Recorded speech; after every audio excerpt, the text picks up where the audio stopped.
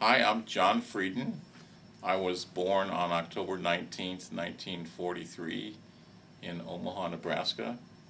My father, throughout his entire life, was a retail grocer.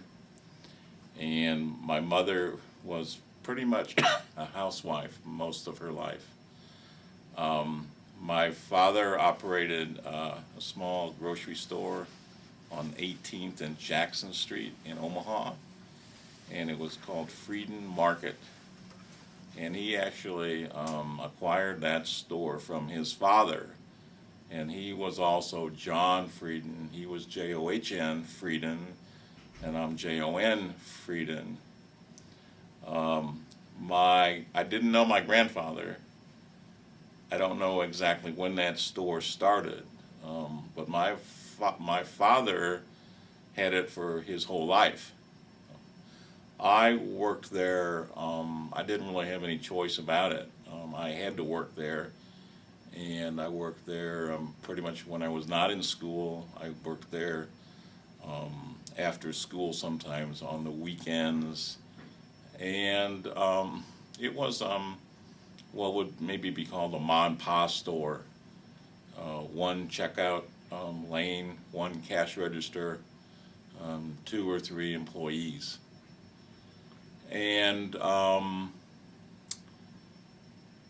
my father did okay in the business.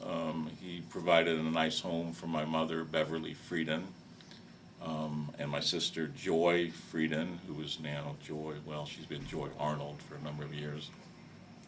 We both went to college. I went on to graduate school and eventually got a PhD in marketing, after which I became a professor at Florida State University for. John, let's go back and tell me about your mother's side of the family, her maiden name and so on. Okay. My mother, her parents were Jacob and Bessie Mendelson.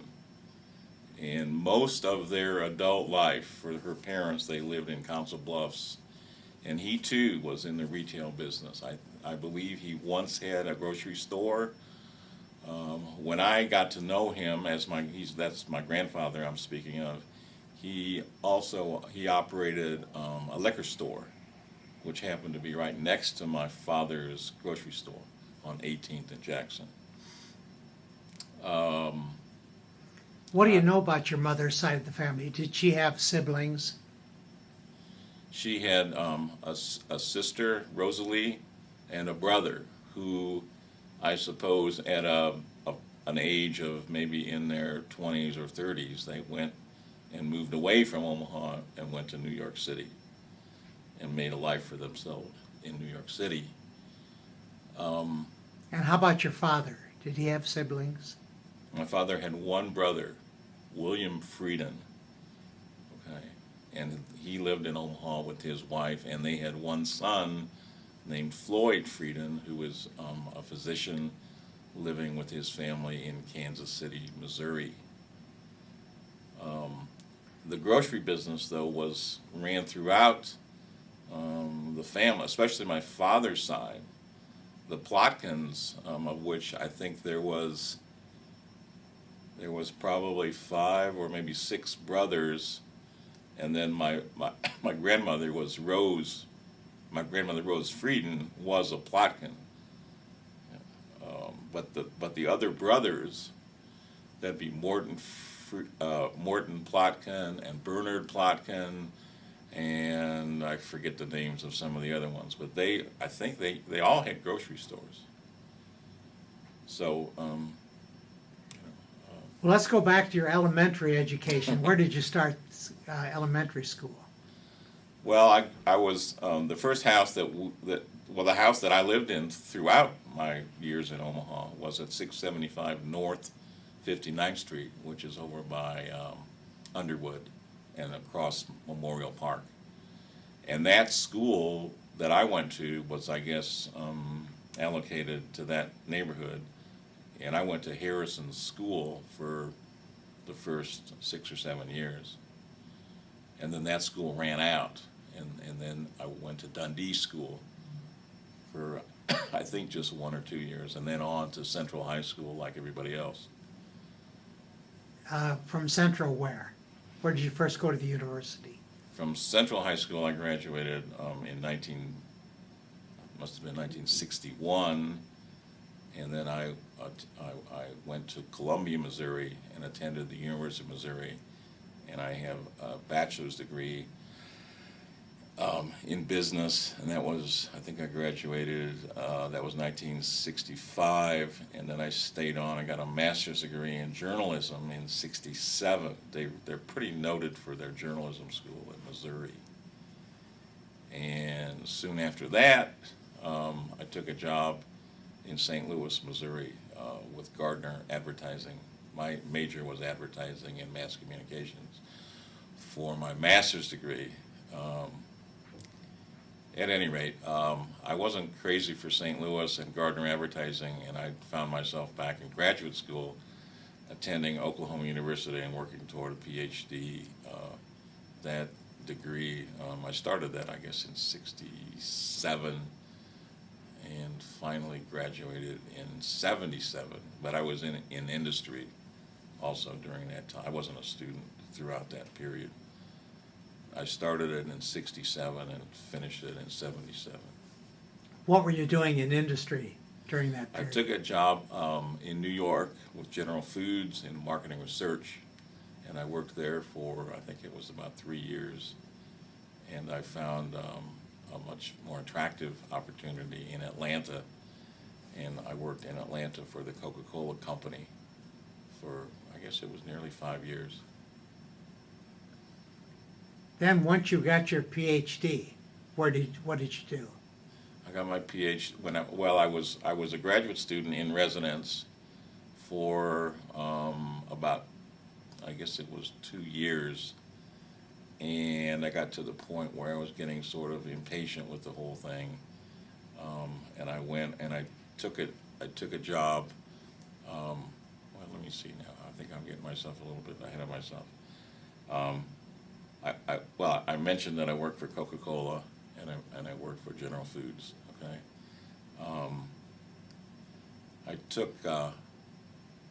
I went back to Oklahoma University to finish my PhD, and I took a job at a small university called Christopher Newport College in Virginia, and I was on their faculty for 3 years. At that point, I finally finished my dissertation for my doctorate, and I graduated in 77, and then interviewed with a few universities, including Florida State University, and I started there in 1970. I graduated in 77, and I started there as assistant professor in 1977. And how long were you at Florida State? About nearly 30 years.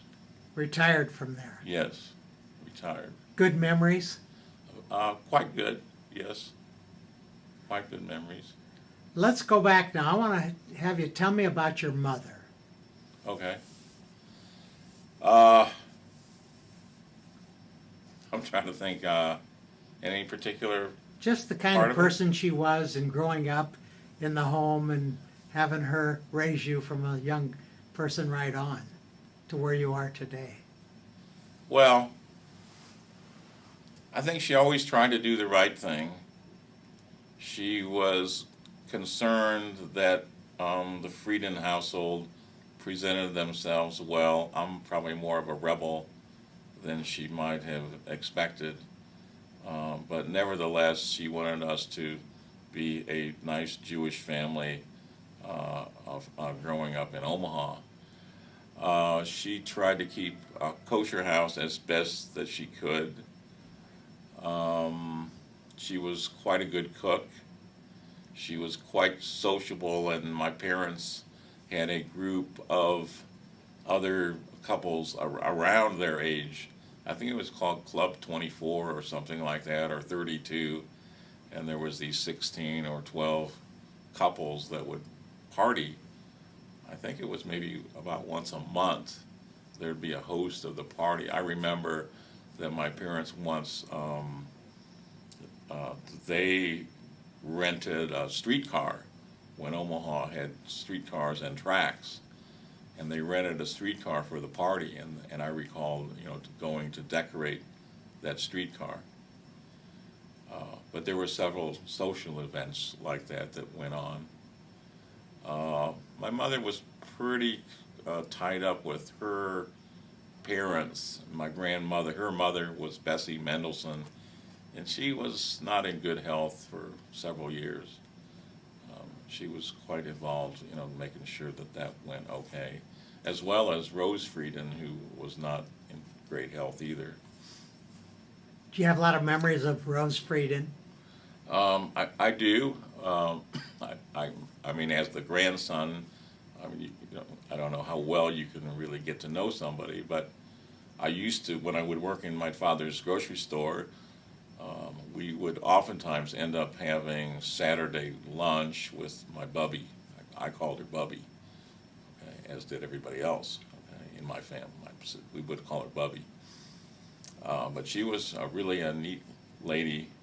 She used to have beautiful cars. And, when I knew her, she always lived alone, right there on top of the grocery stores. They owned the store and the building. And I think it was called Freiden Apartments, I believe. So she owned it, and she kept herself busy. She used to have a lot of people call on her for donations, okay, from various Jewish organizations. They would always stop by to see her.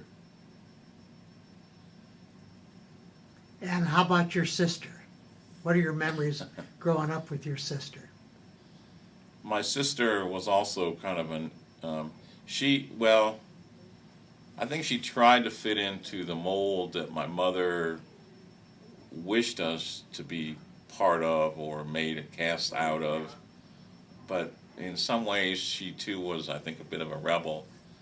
My sister lived in Omaha for many, many years and married a man that she met in college named Chuck Arnold.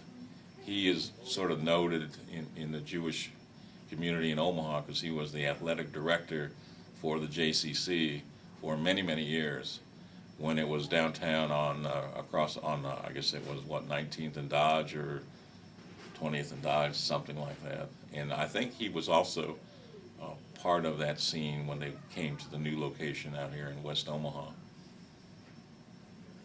And tell me now about your own family. Okay, I have one daughter, Jamie Rose Freiden. Now she's actually Jamie Butler. She got married about 3 years ago. They live in Tampa, Florida. Her husband is a vice president with Regions Bank. He's an attorney. They have one daughter, so I've got a new granddaughter as of about 8 months ago. And her name is Natalie Claire Butler. Okay, they're not, Butlers are not Jewish, okay? My wife was Susan Jakowitz from New York, actually Westchester County, which is up the Hudson from New York City. And I met her when I started my PhD work at Oklahoma University. She too is retired. I'm retired now, and she is also retired. And we live in Rockledge, Florida, it's also known as the Space Coast. Do you have any other children? No, Just one just Jamie. Yeah. Then you said that your wife recently retired. What did she do? My wife for about, I think it was about 15 years, at first she was the assistant city manager, and then for 12 years the city manager of a small city near Tallahassee called Havana, Florida. And she had, it was a town of maybe 4,000 people with a sizable budget and a nice little community. So she ran that town, and I did my thing at FSU, and that's what we did for many, many years. Let's go back and talk about your father. What are your memories Okay. of your dad?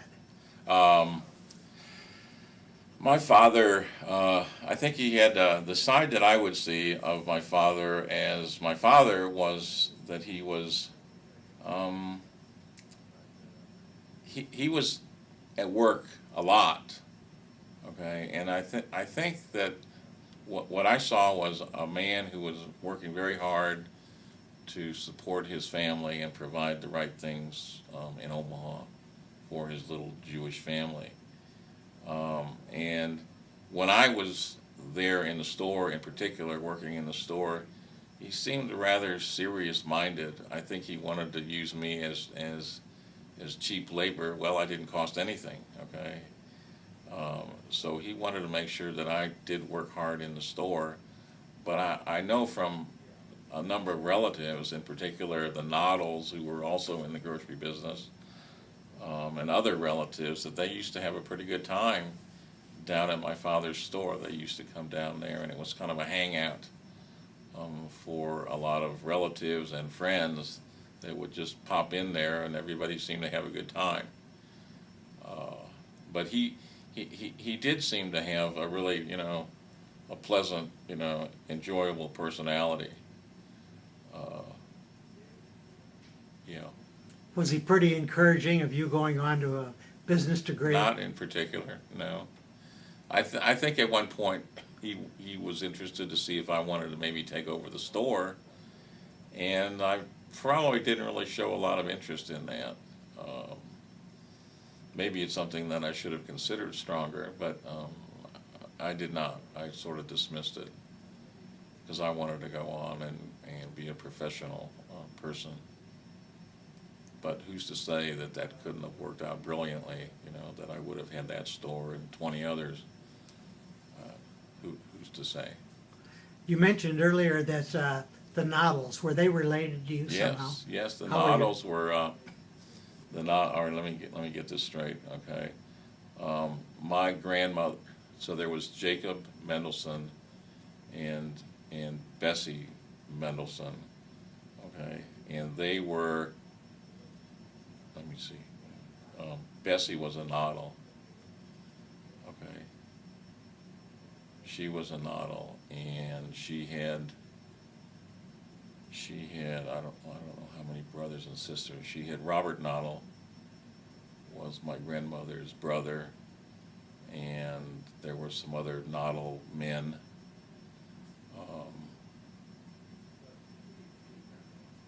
There was my grandmother. I can't think right now at this moment. I can't think of the names of the Noddles in that generation. And then most people know their children. Robert Noddle married Edith. I think her name was Garfinkel. Okay, and their sons were Harlan Noddle, and Alan Noddle, and Jeff Noddle. Were you all close very to them? successful. Yes, actually, we lived only less than a block away from one another. So yes, we were actually quite close at those points of living over there on 59th Street. We lived on 59th Street, and they lived on 59th and Webster. They lived on Webster Street at the end of the block.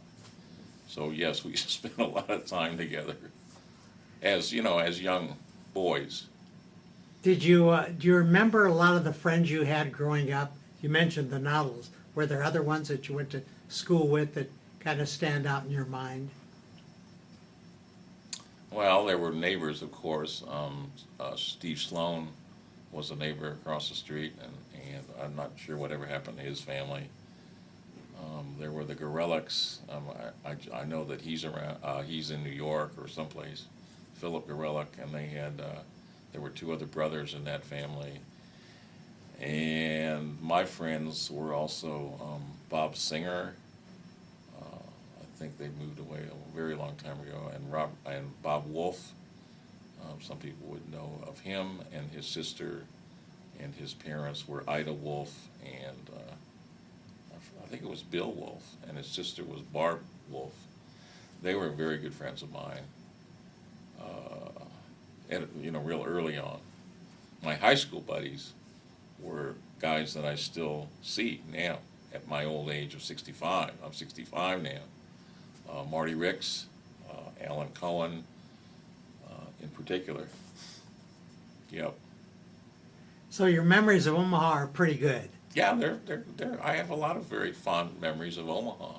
The bad news is that the winters are quite harsh, and I've lived in Florida now for the last 35 years or so. And I like outdoors. I like beaches and I like sailing, and I like traveling to the Bahamas, and all of that is quite nice being in Florida, and it's beautiful. What have you been doing since you retired? After I retired from FSU, I had a desire, well, throughout my adult life, I had a desire to try to operate my own food company. I did not think I was going to be successful at being the president of General Foods or the president of Coca-Cola, because I'm not really much of a political person. So I didn't really think that was going to happen, but I did have a desire to operate my own food company. I actually probably, over the years, I probably looked at a half a dozen small food manufacturing companies. And I finally decided to actually try such a thing. About 5 years ago, I bought a bagel factory because I just wanted to actually do this idea. And I bought a small bagel factory in Merritt Island, Florida, which is also sometimes called the Space Coast. It's near Melbourne, Florida. It's near Cocoa Beach. And this was a factory employing about maybe 10 full-time people. We made bagels and were primarily a wholesale operation. And I was in that business for nearly 4 years, just under 4 years. And I sold it about a year and a half ago. And that was probably maybe the happiest day of my life when I sold the bagel Why do you company. say that, John? It was very stressful from time to time. I had employees that would sometimes not show up. I had customers who were sometimes unhappy. I had machinery that sometimes did not want to cooperate. And for a host of reasons, it was quite a difficult situation, especially after having a rather cushy life as a professor. But I did okay. I bought it and I sold it at more money than I paid for it. I did make money while I owned it, but I was glad to be done with that And business. who are the kind of customers you sold to? It actually started about 15 years ago as a small chain called Bagel World. A guy started it from scratch, and it was a bit like a franchise, but it was really more like a licensing arrangement. So in the Space Coast, which is Brevard County of Florida, there were maybe 12, 13 stores that used the name Bagel World. And if they used that name, which I owned as part of the company, if they used that name Bagel World, then they had to buy the bagels from me, because I was the factory and owned the name Bagel World. So all of the stores, whether they were Bagel World or not, all my customers were wholesale accounts. Some of them used the name Bagel World, and some of them used other names. But there were probably at the high point when I had it, which was maybe 3 years ago, I had about 25 accounts, and we made bagels every day. We didn't miss a day. Even when there were at one point about 5 years ago, there were 3 hurricanes that came through that area, and we made bagels every day. Yep. When you got into the business, was there any certain phase of it that you thought was going to be attractive to you? Well, I was intrigued with the marketing. Okay, as it turns out, you get in there, and there are more important things to think of than marketing, which is production and having a crew in there that can, make the product and get the right output, and keeping your customers happy. I mean, without that, you got nothing. Okay, so all these great ideas I had about, having great marketing plans and strategies for marketing for new products and expanding distribution didn't really happen much. Because the reality is I got to run this business, and I got to have bagels every day. And I didn't really have the luxury to do a lot of things that I thought I'd be able to do. What attracted you to that business? Did you happen to eat one of their bagels and enjoy it, or? It was for sale. There's some sources on the internet that identify, you put in the kind of company you'd be interested in, and the amount of money, capital you got to invest, and what state you might like to be, in. So you just put in all those parameters. I think it used to be called bizbuysell.com. So I sat there and put in these parameters, and it came back that, hey, there's this bagel company's for sale. But in my criteria was I wanted to do something where we were production. Okay, we weren't just, to me, a reseller is not very glamorous. I wanted to be able to be a bit more creative in my business than just being a retailer or a wholesaler. I've always been intrigued with, making something and trying to be creative and produce a good product. So that drove me to seek a manufacturing company. And it had a good product. I went there and I visited it 2 or 3 times, and I liked the product, and it seemed to have pretty good distribution. There were some things, I didn't realize the equipment some of it was kind of decrepit and caused me, problems that I didn't anticipate. But it was a good experience, I must say. What was your job day by day? Were you all over the place? Yeah, pretty much. I was there every day I wasn't there for 12 or 14 hours a day every day, but I was there most every day for at least 5-6 hours doing all kinds of different things, okay? And sometimes I get calls in the middle of the night when some odd things were happening. But one night I got a call that the production had happened, the bagels were produced, they were sorted, they were ready to get on the truck to go out. Every night it would go out at midnight, and it would make its rounds to these stores. We had the keys to about 20 stores. And the driver called me, must have been 1, 2 o'clock in the morning. He says, where's the keys to the stores? Where'd you put the keys? We had a certain place on a rack where the keys went. The keys weren't there. The keys are gone. Okay, so how are we going to now deliver these bagels to these 20 stores? Because they're going to arrive expecting their bagels to be in the store like they do every day. Okay, so that was quite stressful. Yeah. What was the solution?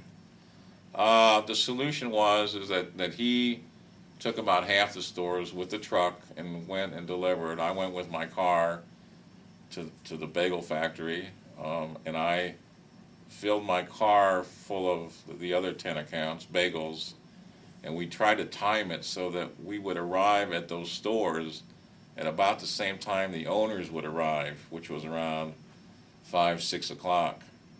Okay, so they would arrive there and open the door and go in, and we'd be there at about the same time. Otherwise, we had no way to get in, and if we waited till later, they wouldn't have their bagels. So that was sort of the solution that I came up with. Did you ever locate the keys? Never did. Never found the keys. And all of the good news, I guess, from that is only 1 or 2 customers got angry enough to say that they were going to change the locks of their store and send me a bill. Okay, but we never did find the keys.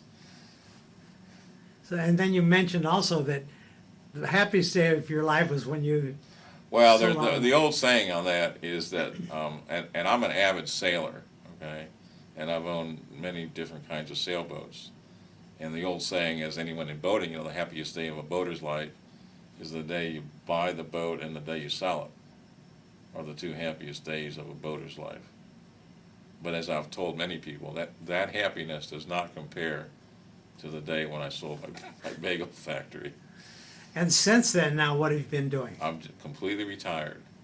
And not interested in getting involved again? Well, I do find that I have some time on my hands where I'm a bit bored. But as I was telling my friend Marty Ricks just last night, or Marvin, another friend was Marvin Polikoff, that compared to the stressful times at the bagel factory, I prefer being bored now occasionally than being scared as hell back when I didn't know if we were going to make the nightly production. So but it was an interesting experience. Do you think that having gone through school and been a professor of business, you had a different outlook on a business? Well, than you would actually, the one thing that I started to do, but I haven't really gotten it very far, is I think I have a unique perspective on business from the standpoint that I worked as a professional marketing person for two huge companies in marketing research, General Foods and Coca-Cola. And then I spent most of my life as a professor of marketing, okay, teaching, many students.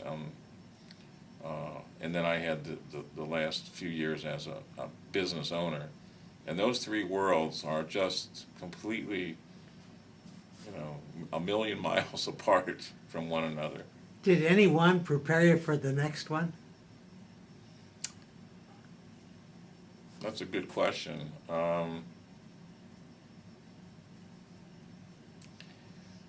I suppose the world that's probably the most removed and the most probably not very well understood is the academic world. Where there are certain principles and theories about marketing and business that are probably valid and widely held and believed. But the extent to which some professors go into their little niches to the name of the game in larger universities is to get published.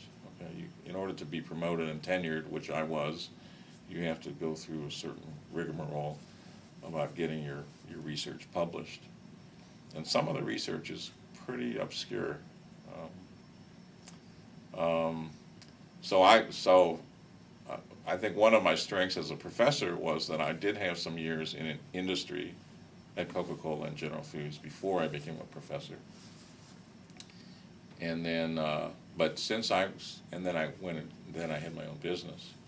But I haven't had a chance to really apply that know-how. Okay, but I might write an article about all of it.